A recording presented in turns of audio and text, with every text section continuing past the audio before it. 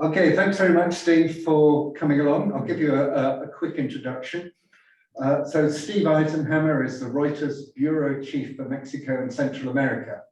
He was previously Chief Correspondent for the news agency in Brazil, where he focused on the environment and the Amazon, and was part of a team that won an Overseas Press Club award for its reporting on threats to the rainforest under President Jair Bolsonaro.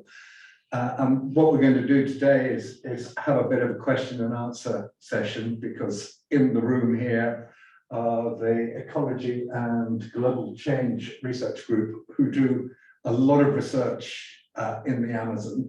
So it's very interesting to find out how a journalist sees scientists and how scientists see journalists.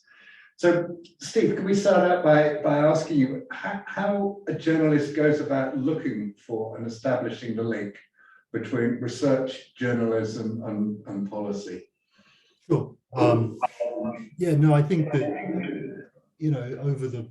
I've been with Reuters for about 10 years. And I think over that period, there have been kind of three main science stories that I've worked on. I'm a general correspondent, so cover all kinds of stories, in the countries where I'm based, which has been mostly in Brazil, but I've also been in Angola, and now I'm in Mexico. And there have been three kind of main science stories. Two on the health side, Zika and COVID. And then one on the climate side, which was the Amazon when I was in Brazil. And I think one of the interesting aspects of journalism, science journalism, and I think in some ways it's not, Reuters, we don't really do science journalism as such. We're not a specialized news agency, so we're doing kind of general stories that have science kind of components, when those aspects of the science are kind of important to events and what's going on. And the interesting thing with journalism is you've got those three areas of science that I mentioned, or I suppose two areas, health and climate, are massively different from a science perspective. And you as kind of experts on climate side and on ecology, you're not going to have much of an idea of what's happening on health research. But for us, what makes a good story is kind of the same across all of those aspects, all of those elements. And so that's kind of part of what makes us tick. And I think when I was talking to John before about doing this session, he was keen for us to talk about what is it that we look for in stories, what is it that we look for as journalists. And I think you've got, broadly speaking, in journalism, two types of stories: what we call spot news, which is effectively kind of a news story off the back of some breaking event, prime minister resigns kind of thing. From a science point of view, I suppose that's probably going to be a major study that's about to be published by Nature, that kind of thing, where Nature will send an embargoed copy to select journalists. You might get a chance to talk to the lead researcher or one of the researchers, talk to an independent expert who might have read the research and have an opinion on it. There you're talking about kind of probably 3 hours work, right, as a journalist, and a story that at Reuters, we do things pretty short. It's probably about 300 to 400 words. At a different newspaper, that might be kind of 500 to 800 words. And then you've got another category of story, which is what we kind of refer to as long form in journalism, which are kind of more feature stories, which at Reuters, our top kind of ambitious enterprise investigative stories are called special reports. At other outlets, they might be called the big read or whatever it might be. Those are often kind of 3,000 word plus stories, and can take months, up to a year, maybe more, to report out. And when one's thinking about those kinds of stories, I think you can really break it down into three elements as to what makes them. The first two are pretty obvious. The first being, is it important? Is it kind of import to our readers, to what's happening? Is it new? I think that's always important, and occasionally can be a bit difficult in terms of working with researchers, where the pace of research is quite slow, or at least has a very different pace and metabolism that we have as journalists. So, establishing kind of what is new in the kind of in terms of research and science can occasionally be tricky. And then the third, which I think is in some ways the most kind of interesting and sometimes the most difficult to explain, is what I'd kind of broadly describe as narrative. And this is where your kind of journalistic stories can be very, very different to your scientific article or journal. So narrative, broadly speaking, you're talking about having characters, you're talking about a sense of place that allows the reader to kind of be there and kind of makes these kind of quite complex scientific terms and ideas and theories accessible to a general reader. And that's crucial to kind of keeping a reader engaged for 2,000, 3,000 words, and is something that we're often looking for when we're talking to researchers, and why particularly on the ecology side it's so interesting, because you've got people who spend a lot of time in the field, you've got a lot of people who spend a lot of time in the rainforest in the Amazon, if you're talking about that specifically, which allows that ability to kind of go and visit where field work is happening, spend time with those researchers, talk to them on the ground, given, and that provides that sense of kind of place and that character, that narrative that can kind of allow the story to sustain itself over a longer period of time, and also allows often for very complex themes to kind of be explained in an accessible and kind of nuanced way. Yeah. So can you tell us about your award-winning story in the Amazon? How did you go about that? So that, I mean, it was one of the series, right? So I'm definitely not taking all of the credit on that one, but it was an interesting story, I think, to highlight a lot of the things that we've been talking about and what we talked about before this session, in terms of the way that journalism can make use of scientific studies. So this story, was sent around, I think, in the link to this event, but is effectively looking at the tipping point, the idea of the tipping point of the Amazon, which I'm sure you all know better than me, but just in case you don't, in the Amazon, it's slightly complicated because you kind of have two different types of theories. One is based on just temperature, purely on temperature rises and the impact that might have on the forest, and then the other is based on kind of deforestation and the impact of deforestation on the forest. But effectively, the theory is that at some point you reach a tipping point, a threshold point of no return, after which the forest is no longer able to sustain itself as rainforest, and you kind of have mass dieback kind of degradation, which would be absolutely catastrophic to global climate in terms of the amount of emissions that would be released through that event, and then also in terms of the kind of ability of the forest to absorb carbon kind of going forward. And I think when one's talking about the Amazon rainforest, in some ways that is the kind of it's kind of the Armageddon theory. So it's kind of inevitably very interesting to a journalist, because it's huge. You've got huge stakes. The entire forest, or massive chunks of the forest, is effectively at stake. And you've also got this kind of mixture of macro and micro, particularly if you're taking the deforestation theory on the tipping point, because you've got this kind of global climate event, which would be the kind of mass dieback in the Amazon, but then you've also got this local element which is driving that, which is effectively people cutting down the forest, and often on very kind of local scale, just your local farmer arriving there and cutting down forests. So that mixture of macro and micro is usually kind of very rich vein for a journalist doing kind of longer form story. So how did you get in touch with scientists working on the Amazon to build that scientific tipping point side of the story? So here, interestingly, on this story, as I kind of dug into it, it became clear that there were, as always, it wasn't quite as simple as I wanted it to be, or as I kind of hoped it would be. And the tipping point, as with tipping points kind of all over the world, these tend to be based on climate models. So they tend to be based on kind of computer models, looking into the future. the issue with that from a journalistic, well, there's kind of two issues. One is from the kind of science point of view, which is that these models are often kind of fairly criticized, in terms of the assumptions that they're making, in terms of the difficulty of making a model that is, that reflects the complexity of something that's as vast as the rainforest, different types of forest that you have there, different kind of types of weather patterns, etc.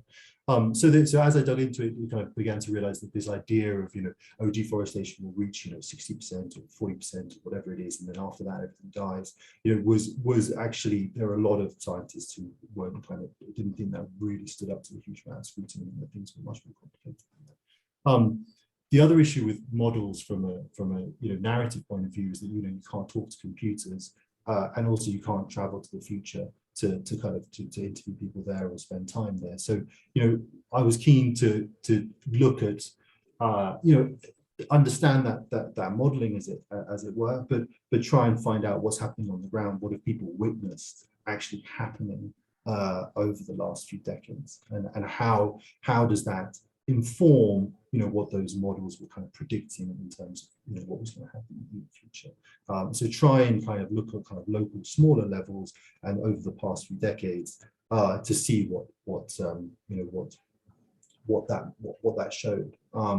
And so that may move me away from the kind of climate model scientists more towards ecologists and people that have been working in the field. And I was particularly keen to find people who were living in the Amazon, not necessarily people who kind of just traveled in for a few months, but people who really spent, decades working there, really close to that. So that took me to kind of to Ben-Hur Marimon Jr. And Beatriz Marimon, who are a couple that live in Nova Javantina and are part of the Rainfall Network, which I'm sure you guys are very, very, very aware of. And that was fascinating because they've been working on the border of the Amazon with the Cerrado for decades, and have been kind of visiting these forest plots pretty much every day over that period, and it's seen kind of dramatic changes in those plots that really kind of mimicked or mirrored what some of those computer models were predicting for the entire forest in the next 10, 20, 30, 40 years. And so it was a kind of a really kind of amazing insight into kind of what might happen, in relatively small forest plots right on the very edge of the Amazon. That classically in Brazil had actually been classified as Cerrado, but like a lot of their research had shown how this is really kind of the borderland between the two. And so kind of if one is thinking about the tipping point, which is some people have this theory of it kind of being starting on the border of the Amazon and kind of moving inwards, that where they do their research, was right kind of at that frontier. So that was fascinating. And again, because they live there, the ability to go there and spend time with them, and kind of walk around these forest plots with them, and talk to them about what they'd seen over that period, is fascinating and much more useful to a journalist than just being sent lots of studies. Which are, I mean, the studies, I spent ages reading loads of studies before I started to reach out to people, before I planned trips. Often the trips to the Amazon are kind of a very final part of the whole kind of process. But they're the key part. I mean, that's effectively what the story ends up being. You might put a few little bits and pieces of the studies that you've read, but mostly it's the people that you're talking to. Yeah, and how, in your article, you also talk quite a lot about the people who have livelihoods adjacent to the forest. So how did you get in touch with those? I mean, the Amazon is controversial politically, and maybe we can come on later to talk about some of the dangers of working in the Amazon. But so how did you find the people for the other side of the narrative? You've got the narrative of the scientists living in the forest, but the people who are making their livelihoods from converting the forest. So that was one of the key things that I wanted to do with this story as well, was that I wanted to have scientists as key characters in the story, but I didn't really want them to be the absolute main characters. I wanted that to be people who had kind of been living in the rainforest, and just kind of much more what we would classify as normal people. I think that the advantage of doing that is that it's kind of showing that these changes, are often so radical that even someone who isn't an expert, even someone who isn't kind of going around and measuring trees and studying it in that kind of, really dedicated way, can notice these kind of changes. And the advantage of a farmer, which I ended up having, as the main character, this kind of matriarch farming family, was that farmers, apart from the indigenous tribes, and that would have been another way to do this story, would have been another interesting way to do it, who've obviously been there for even longer, right, and are seeing also dramatic changes in the lands that they occupied. But the advantage of a farmer is that that was the really the first wave of mass migrations to the Amazon in terms of the 70s and 80s, were farmers. And so you can find people who've been there for a relatively long time at least in terms of the human impact on the forest. So we're talking kind of 50 years, which is about, when you really started seeing kind of major deforestation in the Amazon. And so the interesting thing about the Freire family, was that they had noticed massive change in rainfall patterns on their farms over that 50 years, to the extent that they had to kind of change their farming methods and make sure that they were planting trees to protect water sources and keeping bits of virgin forest on the land. And the mother, the kind of the matriarch of the family, who ended up being the kind of main character of the story, was, had a particularly interesting perspective, because she'd come from this kind of semi-arid part of Brazil in Minas Gerais, where over farming had effectively turned it into a kind of desert-like environment, and they'd fled because they couldn't actually farm the land anymore, and they'd moved to the Amazon, this kind of a land of promise and infinite water, and so she was always paranoid about running out of water, even when they arrived in the Amazon that was so abundant. So she was particularly kind of astute and aware of those changes, and kind of realized that things were kind of going in the same way, and not quite to the same extent, but going in the same direction there in Honduras where they live. In terms of finding her, I mean, that was quite difficult because, as you say, and that's why I liked her as a character, because farmers are often blamed for what's happening in the Amazon, and broadly speaking, they are on the right-wing side of politics, and broadly speaking, you do have a lot of Bolsonaro supporters among the farming community, and are often quite antagonistic to the environmental side of things. But I've done a few stories where I've found kind of environmentally conscious farmers, which is a really interesting way of telling stories about what's happening in the Amazon. People who realize that the impact of what they've done, or their fathers or their grandfathers have done, and trying to kind of do it in a more environmentally friendly way. And there is a way that in the Amazon. That certainly doesn't apply to, it doesn't certainly account for everyone, or even the majority. But they do give very interesting perspectives on what's happening. Another sort of hot policy topic perspective is, of course, from the indigenous people's point of view. Did you have an opportunity to talk to indigenous people's groups or get into the forest to work with them? I did a separate story, which was also part of that series, which was, again, trying to find characters who kind of slightly broke the mold, or the kind of the stereotype of what people expected from the indigenous population. And bizarrely, on that story, I actually found and spent time with an indigenous woman who was very pro-Bolsonaro, very pro-mining, very pro-opening up their lands to a kind of economic development.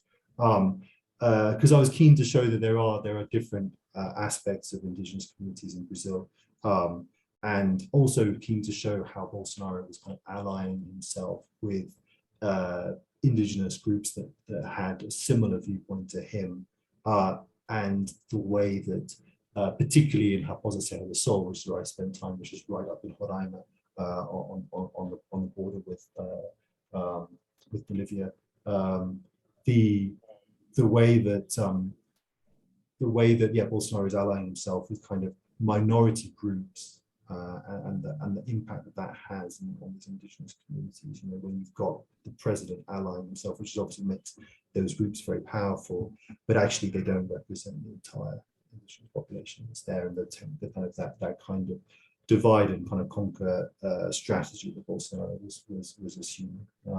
So I use that to kind of show that things aren't quite as clear cut when it comes to the indigenous populations in the way that Bolsonaro was working to kind of break up these groups. But certainly that, again, that was a part of the reason why that was interesting, because I think it was an exception that to a certain extent proves the rule, which is, of course, that most of these indigenous communities are desperate to protect their lands. Although there is an open question as to how exactly what that means in terms of protection of lands. There isn't, one has to find a way that these groups are able to survive financially, able to survive in some kind of way.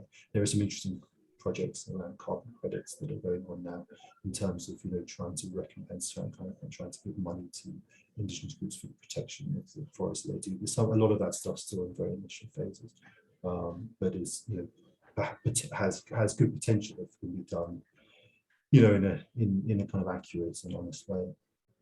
Yeah, that's great. Okay, then open to questions. Anybody either from within the room or online like to ask some questions? Oliver. I've got a question, Stephen. Yeah, nice to meet you. I'm not sure we've talked before. I'm Oliver Phillips. I think your article was really nice. We work with the Mariemons very closely for many years, so in fact in our group. So it's fantastic I'm not starting with a question, it's an observation. It's very nice to see people you work with and kind of their experiences taken to a broader audience. So I'll just share a little bit my experience of doing science and how because we report science as scientists too. Even when we're writing the title of our paper, we're starting as journalists, and we're wondering, well, what's going to be the most cited title or the most noticed? So we're already kind of applying some filter. And then when we get to our press releases, that process becomes more journalistic. And the experience that I have, it's not surprising, is if you have a really strong, clear message, it gets noticed more easily. But also if you have a message which verges on, there's a catastrophe angle to it, or a bad news angle, in my experience, that tends to go further than a good news story. So if we write about the impact of climate change and how trees are dying, and if we have evidence to support that, obviously, that's likely to get picked up. But if we report and say, well, actually, they seem to be growing quite strongly, and we think that CO2 is still fertilizing quite a lot, and there's a weak sink still, that will get kind of lost in the ether. So it's this is not a complaint to journalists, because I think we're all part of a bigger system. So how we convey what we think is an objective truth to an audience. But I wondered if those experiences kind of chime with what you feel as a journalist, or perhaps you have a different take. No, I think that is a good point. I mean, I think there is a little bit of a trend going on now, which you see particularly in the kind of publishing industry in terms of books about climate change, that there is this kind of craving for solutions, right? There's this idea now that you don't want everything to be kind of doom and gloom, and that you do want to have a kind of an element of kind of solutions and hope in terms of the climate crisis, and the idea that actually people respond better if there is a kind of element of hope, and that can in some ways mobilize people in a more effective way than just saying that everything's screwed and there's no way out. I think that in coming back to the kind of specific point in terms of like scientific research that shows that things aren't quite as bad as maybe we thought, I suppose that the issue there can occasionally be in terms of the wider narrative, right? In terms of like, is that informing a kind of the wider narrative that if you find on a kind of a certain plots that that actually the forest is kind of surviving better than had been expected, to what extent can we kind of expand that out to say actually the whole forest is doing fine and is going to be all right? I think that I don't know if it's a kind of a human nature thing, or whether it's to do with or whether it's to do with journalism or the way that we think. But often people are happier to make kind of broader predictions about things that are negative, saying, okay, look, we found that on this small plots that the trees are doing terribly, and this could be an indication that actually the whole forest is going to die. Whereas people tend to be a little bit more kind of resistant or hesitant to make the same predictions going the other way. So to say, oh, we had these very positive results about this from this plot, and so as a result, we think actually the whole forest is going to be fine. That I don't know why that is, but I think that might be an element as to why those things. Because I do think if someone did a study and you talk to them and say, no, this makes me think the answer is going to be absolutely fine. We've got, even if we have 1.5 degree warming, and even if we have deforestation that goes over 50%, I do think that would be story, but you just don't often hear people saying that. Yeah, interesting. I guess my take is that climate change is not as big a threat to the Amazon as we tend to think and say. In terms of temperature rises, yeah. And the temperature rises, drought perhaps more so, and deforestation clearly. I mean, that's it's without doubt, and it not just kills the forest where it is, but it interrupts all the biophysical processes which are really important. So there is, which is not to say that climate change is not a threat, and there are issues there, but in a sense, I feel we've somewhat lost the balance a bit between what's killing trees, and it's mostly people cutting them down rather than getting it or dry. But in some ways, from a journalist's point of view, that's more interesting, right? I mean, in some ways, the fact that it's people cutting down trees, and the fact that you can kind of talk to those people, and you can kind of, there's a policy element there. I mean, I think one of the really interesting and depressing elements of Bolsonaro's time and power was that from a policy point of view, in terms of actual changes in legislation, there wasn't a huge amount, right? But the rhetoric that you got from the president completely changed the way that people were treating the Amazon rainforest. And you had a massive increase in deforestation. I think even beyond really what people were expecting, really back to the worst days, in the early 2000s, where things were just completely out of control. And to see it above kind of 10,000 square kilometers in terms of annual deforestation, I think that without any real legislative changes, I don't think people have really expected that massive increase. And so I think you're absolutely right that the kind of the climate change in terms of the impact of the changing climate on the Amazon is not necessarily the main story, but the story is people are cutting it down. They're cutting it down faster than they have in a long time. And what's the impact of that on global climate, rather than the impact of climate on.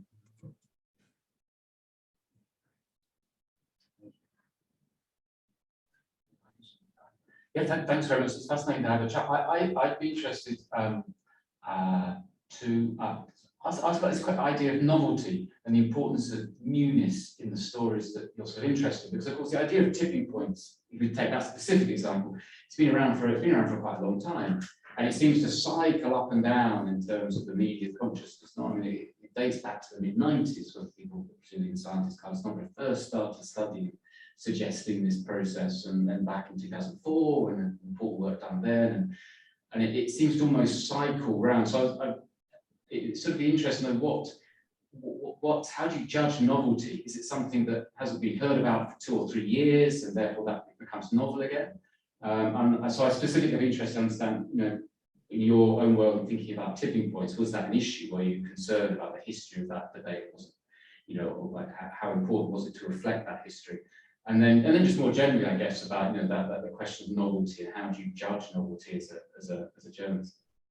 I think that's a really good question, and when it comes to science, it is particularly tricky, and you're obviously right about the tipping point. And I did actually get pushback at the beginning of this story, which I worked on kind of on and off for about 18 months, partly because kind of COVID got in the way of travel and stuff like that. But it was a long process behind that story. And I did get pushback at the beginning from editors being like, this is not new. The tipping point is not a new concept. My response to that, there were kind of 2 main responses. One was that that's not new, but what is new is what's happening under Bolsonaro. So the new element was the massive spike in deforestation, and people like Carlos Nobre kind of coming out and changing their predictions in terms of kind of when the tipping point might happen, because suddenly you've had this massive increase in deforestation. So that was kind of newish, right? It kind of brought it back to the fore in a way that it hadn't been for quite a few years. And then my other argument was that what's novel here is bringing together all these different perspectives. Bringing together these experiences of people on the ground, and no one had kind of brought these three perspectives together before, in terms of like a farmer seeing rainfall in change in Hondonia, the Marimon seeing the changes that they've been seeing on the edge of the rainforest, and then Luciana Gatti, which is the final part of the story, which we haven't talked about, but an atmospheric chemist, and taking air samples over a long period of time, from above the canopy, and calculating the carbon balance of the Amazon. So the kind of the novelty came in the kind of weaving together of those different perspectives, which is one of the other great advantages that we have as journalists, is that we can talk to people across disciplines, across spaces, that as researchers is more difficult. So the Marimons and Luciana Gatti in many ways have been looking at the same issue, but from different perspectives. Marimon's kind of on the ground measuring trees, tree plots, and Luciana Gatti in like a little plane above the canopy, collecting kind of air samples, calculating the carbon in those air samples. But in some ways, they're both looking at the health of the forest in terms of kind of carbon balance. But they've never worked together. The first time that they've been both referenced in a story was this story, right? So the kind of the ability to kind of weave together different disciplines, different conclusions, different perspectives, can also make something kind of novel. It's really interesting. I think it sounds very like the kind of the process we go through when we're writing a proposal to get science funded. I kind of agree with this. In science as well, there's so much is not particularly novel. We have to find a novel angle, put together novel perspectives. It sounds actually very similar kind of process. I think that's exactly right, and I think particularly something the Amazon has been studied in detail for a very, very long time, and the changes that are happening there, certainly from a news perspective, are far too slow in many ways, for the kind of appetite, the way the news industry works. I imagine actually, from scientific grant perspective, it's kind of the same as well. So you're always looking for kind of new angles and new ways of kind of weaving together things that can reveal, that can kind of give a new insight, even if it's not kind of a novel, an entirely novel subject, which is kind of impossible, really. And if the difficulty is always that balance between novel and important, right? You can probably find a novel angle, but does anyone care? It's like the reason why it hasn't been done is completely unimportant. And so that kind of balance between what's new and different and what's important, one also has to kind of navigate that.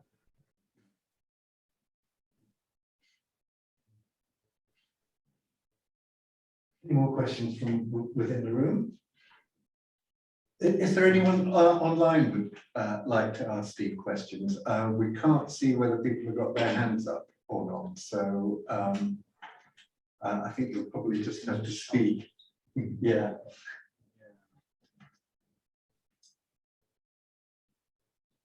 If not, then I'll come back to the point of the indigenous peoples, because and journalists working with indigenous peoples.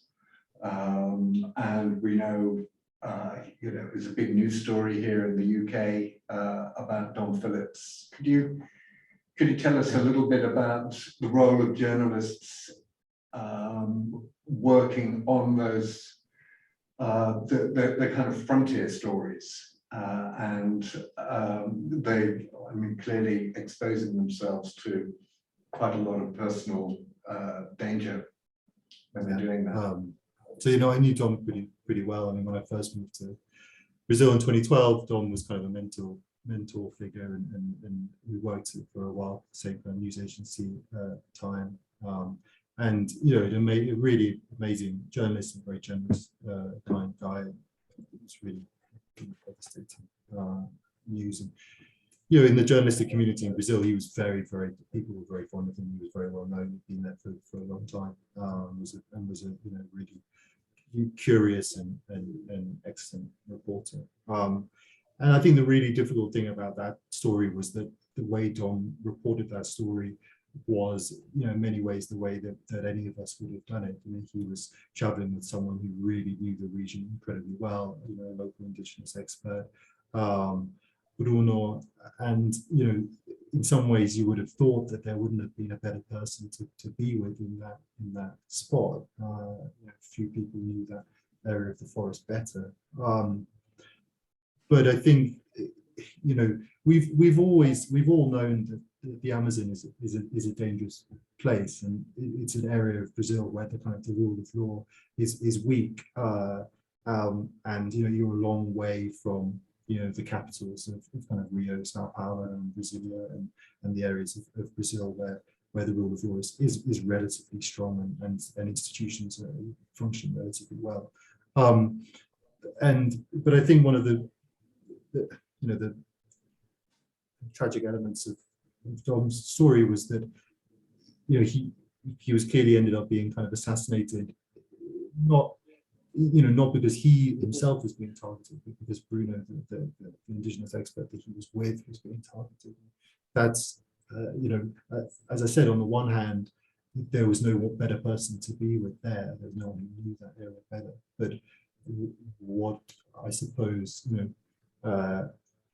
Dom maybe hadn't fully understood, or actually he probably did, but he just didn't really think that it was going to end quite so terribly, was the enemies that Bruno had in that area because of the work that he'd been doing, and the way that Bruno, because he'd been defending indigenous rights there, because he'd been opposing illegal fishing, illegal kind of squatting, land grabbing in that area, was an enemy, and that because the rule of law is so weak, and the sense that life is so cheap in some of those areas, ended up being killed, and it seems that Dom was killed for just for being there and for witnessing that crime.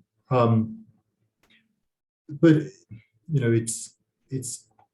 it's a really difficult one, because I think for a long time, as is the same here in Mexico, actually, for a long time there was a sense that as an international journalist you were relatively protected, right? I mean, usually the journalists and the environmental activists that have been killed in Brazil have been local journalists and activists that have been living and working in those areas.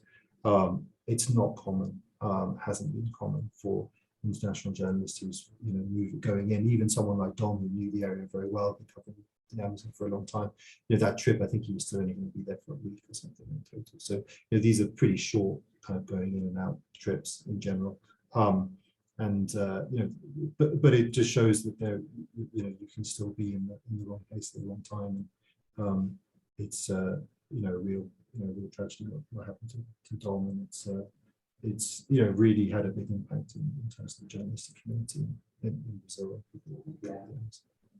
Thanks. Oliver's got a question. Stephen, thank you. Can I ask you a follow-up thought around that? I mean, you must have thought about it a lot. So the situation you describe in Brazil and away from the cities, of course, we're in Mexico now, very different areas of Mexico.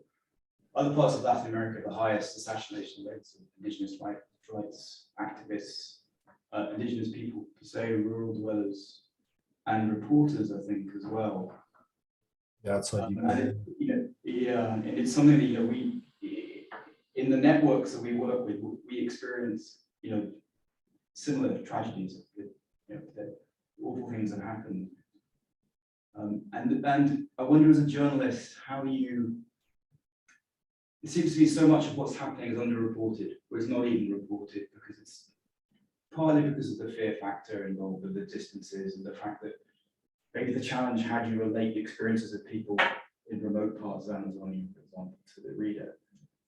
I guess you as a journalist, big question about how do you get over that? How do you ensure those stories and those experiences and the reality that so many people experience on a day-to-day basis is somehow communicated to the wider world?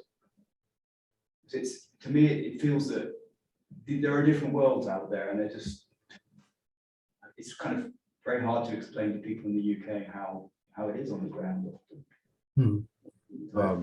Yeah. I think it's probably got two answers to that question. The first one is that to some extent you can't. I mean, there are kind of elements of this that will always be underreported because you're talking about such a vast swathe of space, and you're talking about so many kind of individual stories, many of which that, like you say, we either never really hear about or we just hear fragments of, and finding the truth behind kind of what happened or what was going on is very, very difficult. And everyone's talking about Mexico or Brazil, the investment in terms of time and money to try and find out what happened in talking about the killing of one environmental activist or something in a remote part of Oaxaca or in the Amazon is really, really difficult. So there's an element to which some of it will always be underreported. As kind of unpleasant and frustrating as that is, particularly in a world where unfortunately local media, which really is what one would rely on for the kind of the spotlight to be shined on those kinds of cases, is ever weaker and ever less well funded, and in Mexico kind of almost never really existed. So that's a challenge. In terms of kind of maybe giving a slightly different answer to the same question, you do your best to tell stories that you feel represent the reality as best as you can. So you find a particularly emblematic case that you feel can highlight that reality, and that you can spend the time to develop and try and use that story to shed light on the kind of wider issues that are there. Even if you're not able to report on kind of every individual case, you try and find the one case that you can build out and use that to describe and explain what's happening. Don't know if I think that's a slightly. Yeah. I don't. Thank you. I understand. Your work now in Mexico, are you engaged in these issues, or is that for sure. We've done stories on the deaths of environmental activists, and we're working on a story at the moment about the murders of journalists, looking at again the challenges you've got kind of just always a kind of variety of different factors at play, right? And every kind of situation and every kind of murder is different, and has its own kind of individual issues at play.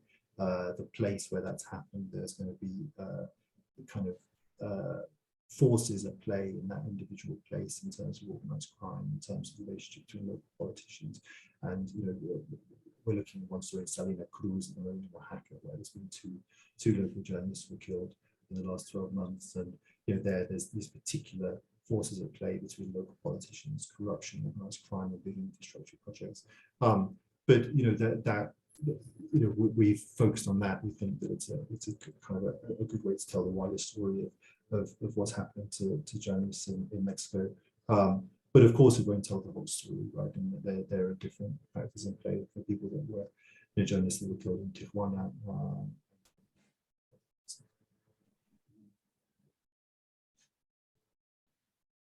I'd come up with general kind of questions, but sort of related to that. I'd be interested to understand that how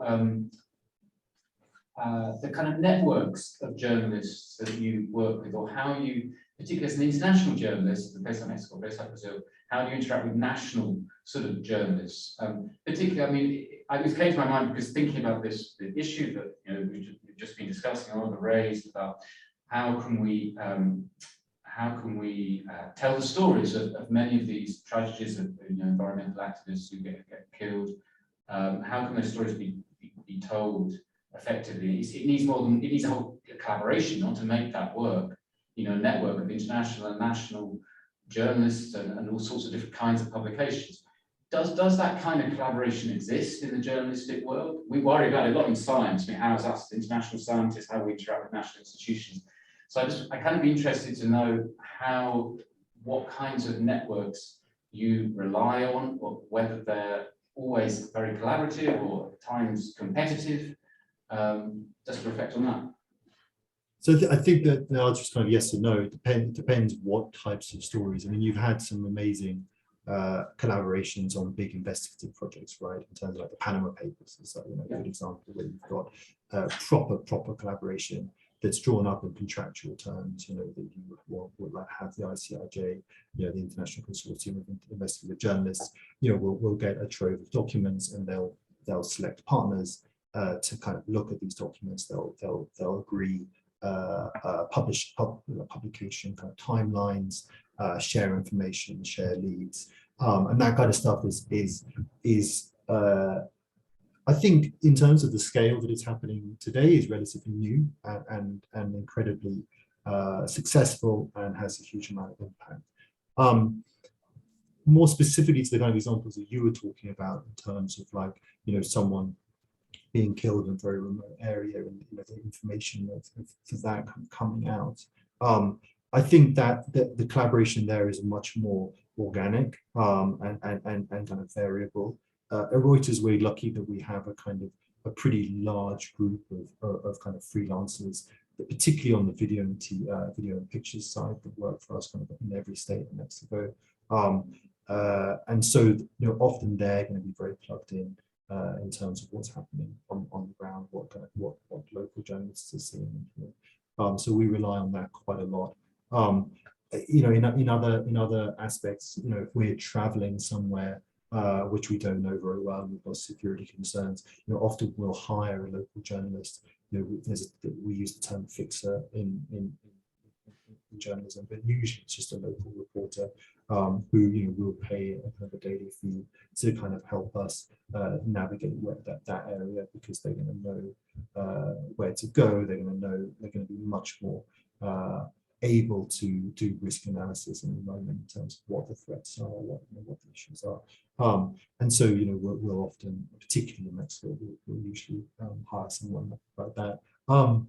But then in terms of competitive, I mean, it is a competitive industry, right? I mean, particularly when there's a big news story, you know, the Dom Phillips story, I don't like to refer to it as that, but, you know, it did obviously become a news story.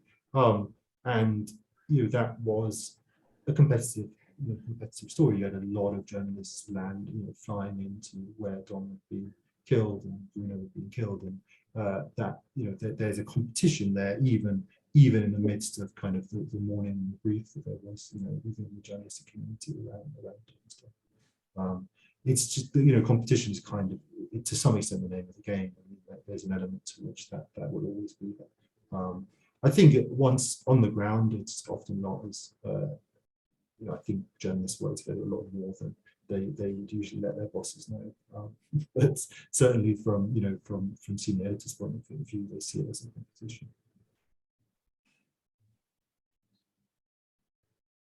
Just for the last few minutes, Steve, you mentioned earlier on that journalists are now interested in solutions. You know, we've talked about global warming and tipping points and people being assassinated and so on. So what are the solutions that you're seeing as a journalist now that are going to be the kind of the breaking news stories? So I think it's an interesting dilemma, because as much as there is real appetite from an editorial perspective in terms of solutions, the real challenge is always trying to establish you know, whether or not these things have genuinely got legs, these ideas, particularly when it's kind of technological aspects. And you've got things like carbon capture, where there's a huge amount of greenwashing around it. And you talk to, you know, cement companies, and they will, you know, say, oh, we're going to reach all of these, you know, these very ambitious climate goals by 2030, 2040. And when you dig into it, it's all based on technology that doesn't exist yet, or isn't effective yet. So, you know, it is a real challenge trying to unpack, you know, and everyone who is developing a new type of technology is obviously going to try and sell that to you as being the next big thing, and it can be really difficult as a journalist to. Do you get a lot of lobbying from cement companies or fossil fuel industry or whatever to try and get you to put their point of view Absolutely, and the difficulty is finding the balance, right? Because you shouldn't be kind of censoring these companies and trying to understand how they're trying to deal with the changing changing lots of things, right? I mean, obviously changing environmental movement, but also changing investor landscape for oil and cement companies, right? Which and trying to understand how they're dealing with that and what their ideas are, what their goals are, how they think they're going to achieve them. It is worthy, but it's just trying to then also be very asking really hard questions and really digging into what they're saying to figure out whether or not it holds muster. I mean, that's the challenge, right? It's not that these companies aren't allowed to also try and improve their carbon emissions. It's just that does it make sense? Is what they're saying really feasible? So that's a really important part of what we do for sure. I think in Brazil specifically, you're now going to have a change of government. I think that would be really, really interesting to see. As I was saying before, it was very clear the impact that Bolsonaro's rhetoric had in terms of deforestation numbers. It'll be kind of interesting to see whether the reverse is true, right? Whether Lula, who already has very different rhetoric, whether that rhetoric can have the same impact going the other way, or whether he's going to have to make serious changes to the way that enforcement is done and kind of the way that the institutions function in Brazil. And if that's the case, how long will that take? Is that possible in the short term? And how do you see journalists working within those political polarizations? I mean, for example, in the US, there are very the media and the journalists are clearly very, very polarized. With the Fox News reporting versus other sources of reporting. How do you balance that within a huge international news agency like Reuters? It's always a challenge. It's something that Reuters takes really, really seriously, right? Is to not take a kind of bias view on anything, and to try and really give each side of the story time and exposure, and it's something that's become more and more important in a really polarized world, where you do have a lot of journalistic outlets that take a very strong political position on something. That's something we really aspire not to do, and I think in the current landscape has become one of the kind of main advantages that we have actually over a lot of our competition, and telling stories like I was saying before, trying to tell stories that often go against the status quo or the stereotypes, like the story that I did about the indigenous woman that supports Bolsonaro. It's that's although we were also quite critical of a lot of views and the way that Bolsonaro was operating, he was still talking and engaging with this different view. Great. We'll just squeeze one last question in. Aurora. Yeah, just that's great. Great talk to hear what you've got to say. Just going back on the solutions, what we were talking about solutions in terms of media coverage. How high up do you think in terms of reporting does one possible solution of stop deforestation, stop chopping down trees, how high up do you think that is in terms of media coverage as a possible solution that helps mitigate climate change? Have you got one? Have you got a solution? No, I'm saying that. If you do, we can talk. I think that's a great story. No, I mean, you're talking about carbon capture and reforestation, but what about deforestation? In your opinion, does that get a lot of media coverage compared to other solutions that people? I mean, I think I do. Yeah, I think that the kind of the deforestation issue in the Amazon does get a lot of coverage, right? I mean, in terms of solutions, it depends. I mean, I think from there haven't been a huge number of, so that we've been kind of going in the opposite direction for the last few years. So there haven't been kind of a huge number of solutions necessarily on the table. I think that's why it'll be interesting with Lula in power, and I think there will be I suspect there'll be a fair amount of coverage of that in terms of what Lula is trying to do and his environment ministry. to get deforestation under control again and to get it down to what it was kind of the end of his second term. So I think that will be a big story. The reforestation story is an interesting one because it's kind of it's a separate issue, not one we haven't touched on much today. But that is an interesting solutions story in the Amazon, and one that does get a fair amount of coverage, I think. Reforestation is super trendy, right? Kind of globally at the moment.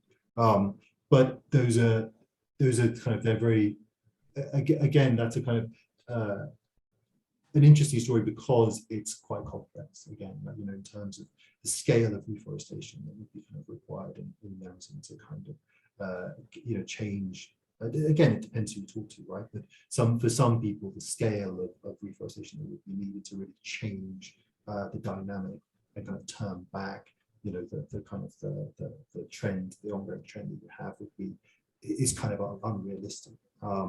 And the issues in terms of the large reforestation projects that you have in the Amazon face quite a lot of difficulty in terms of trees dying and so on and so forth. So it's a complicated issue, but one that's really, really interesting.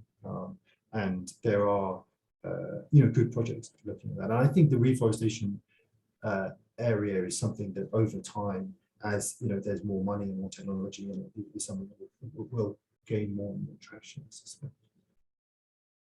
Yeah, that's brilliant. Well, thanks very much, Steve. I think we can have actual clapping rather than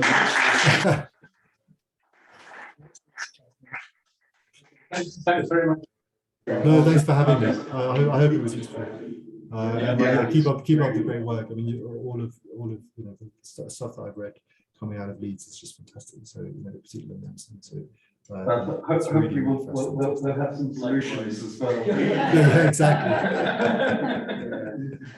Brilliant. Okay, I'll stop. Take care. Thanks very much. Bye. Thanks, Steve.